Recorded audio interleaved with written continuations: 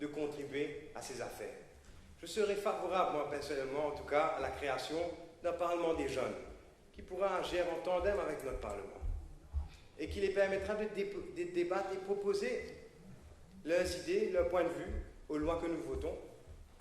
Bien sûr, un Parlement sans pouvoir, un espace de discussion, le mot Parlement est le mot qui est servi, qui est utilisé en tout cas dans les autres pays, et pour pouvoir bien sûr avoir leur avis sur les lois et les projets de loi que nous sommes appelés, nous, à voter.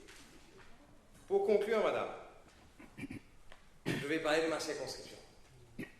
La réouverture de l'usine de terre du Breuil est un soulagement pour les habitants de la localité, qui retrouvent à nouveau un espoir et une opportunité d'emploi.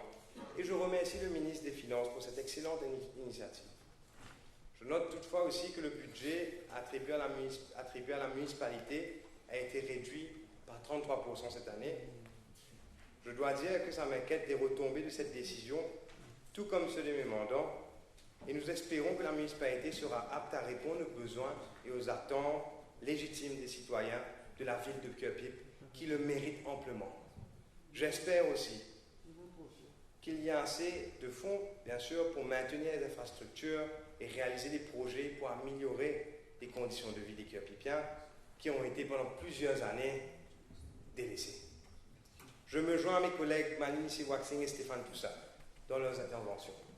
Curepipe a effectivement beaucoup de talent et de potentiel.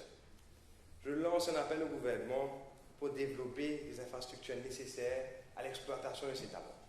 J'aimerais par exemple voir à Curepipe la construction de SME Parks pour donner un espace aux PME, la construction de SME Incubators, j'en ai déjà parlé au ministre, dans le secteur de l'ICT, l'embellissement des infrastructures sportives de nos jardins, la réouverture du conservatoire de musique, la construction d'une piscine prônée par Malini Siwaxing, la construction d'un marché dédié à l'artisanat et à l'expression artistique locale, et bien sûr, la rénovation des routes à Curepipe. Et là, je lance un appel à l'honorable Nando Boda. C'est une source grandissante de frustration, je vais dire, des Curepipiens, du fait que les routes aujourd'hui que les circuits de wastewater sont en rénovation et que toutes les routes, la plupart en tout cas, sont aujourd'hui en éclat piteux, il faut le dire. Et donc, si l'honorable Nando Boda et bien sûr le vice-premier ministre puissent expédier le remplacement de ces tuyaux pour le bienfait des Curepipiens. Et j'aimerais aussi pour Dubreuil, Midlands, Cancavale, Robinson, des développements dans le domaine agricole, surtout au niveau des jeunes. Et je lance un appel au ministre Siratan pour son soutien dans cette démarche. Pour finir, je remercie l'honorable Nando Boda pour le master plan qu'il dessine à son ministère. Je pense que le plan, en tout cas, est un chef-d'œuvre, je dois le dire. Le projet est ambitieux, le projet est grand.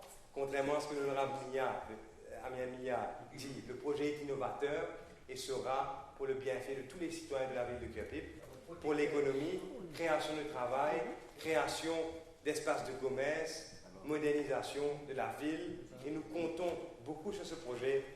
Et j'aimerais dire à l'honorable ministre des Infrastructures publiques de continuer dans sa démarche. Et j'espère en tout cas qu'une fois que Curepipe a eu son projet, toutes les autres villes et les autres villages, en tout cas, grandes villes et grands villages du pays, puissent avoir de tels projets de rénovation. Madame, je vous remercie.